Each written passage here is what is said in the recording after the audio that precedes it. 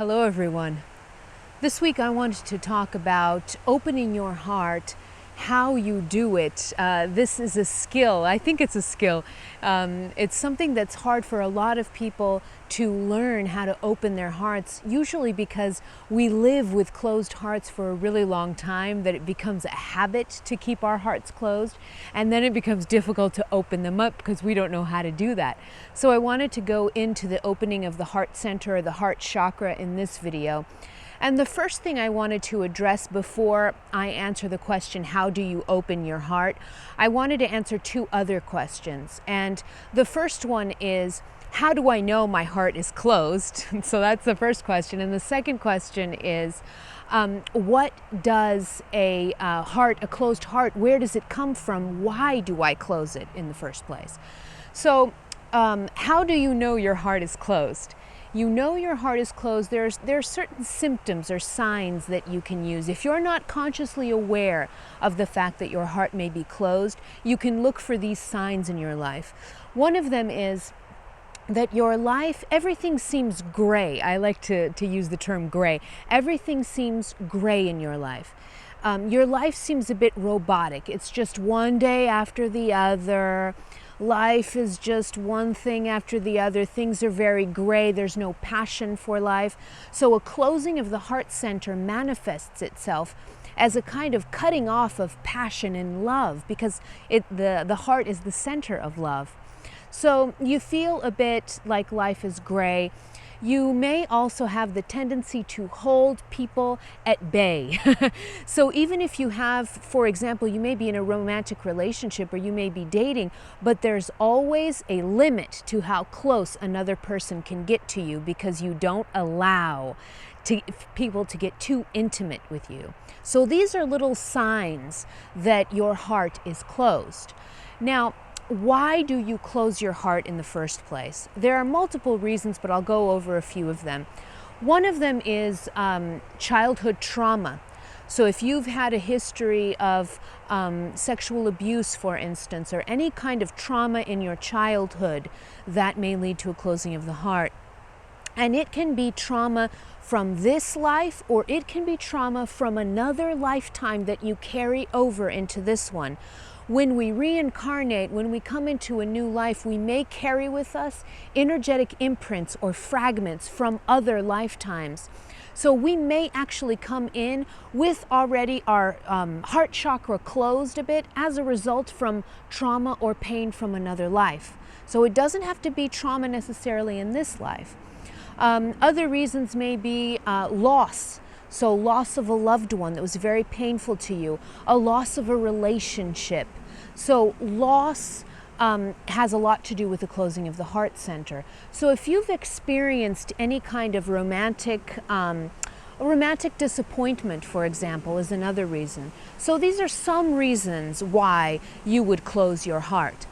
Okay, so now that I've answered those two questions, how do you open your glorious heart center? Because we are in a new energy, and this energy is really, really asking us to open our heart centers as much as possible, because the new energy is an energy of love.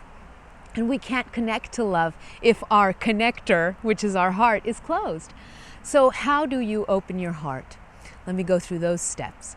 The first step in opening your heart is realizing, so becoming aware that your heart is closed.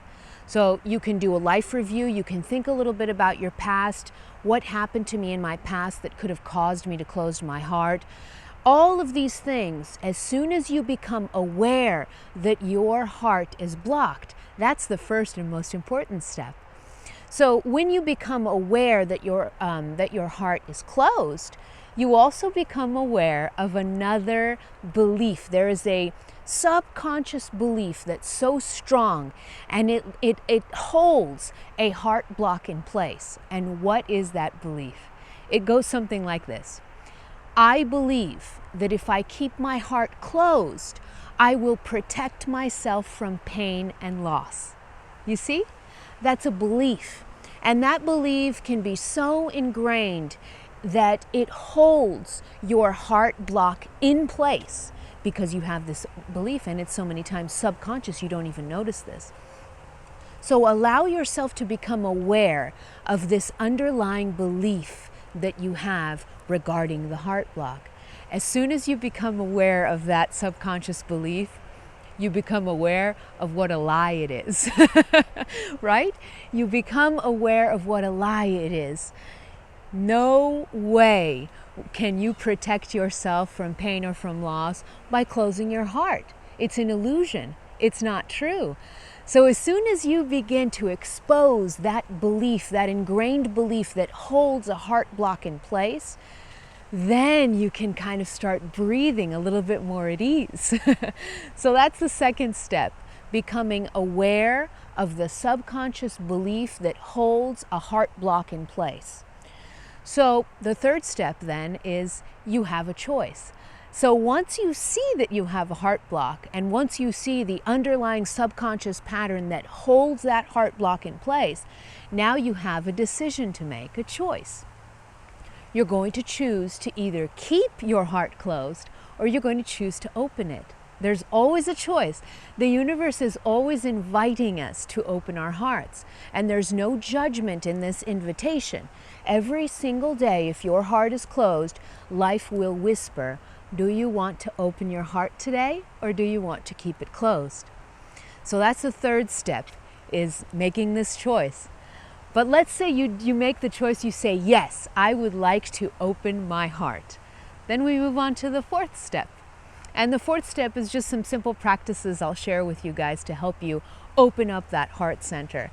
The first practice that I used a lot in my own work of heart chakra and heart opening was the practice of self-love through mirror work.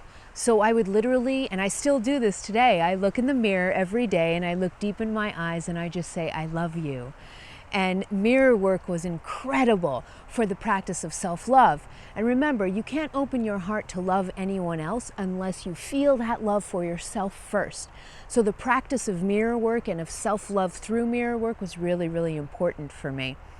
The second practice that I still use today is just connecting to my heart. So sometimes if life gets a little crazy and I feel like my heart is closing just temporarily, I focus on my heart center. I literally focus on my heart center. I can close my eyes or not. You can focus on your heart center with your eyes open. Just focus on this glorious center. Bring your heart center, your heart chakra to your awareness. So that's a really, really simple practice. And the third practice is also involved with self-love, but it's a self-love meditation that I do sometimes. So if you find that mirror work is a little hard for you, you can try the self-love meditation, and it's really simple.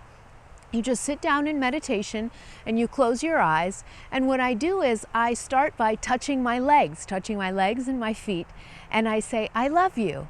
Thank you, legs, for carrying me through life. And then I come up and I touch my heart and I say, thank you, heart, for beating and keeping my body alive every day. And then I say, thank you to my soul for keeping my body alive in another sense, right? Because without your soul, your physical body wouldn't exist. So I keep doing this. I keep touching body parts and just saying thank you to them. This is a great way to cultivate self-love for your physical body, for your incarnation in this exact moment. So there you go. I gave you some simple practices to start helping you open your heart to these beautiful energies, the energy of love, and you'll see, if you allow yourself to open your heart, life is lived with so much more intensity. Don't keep living with your heart closed. Have a great week, everyone.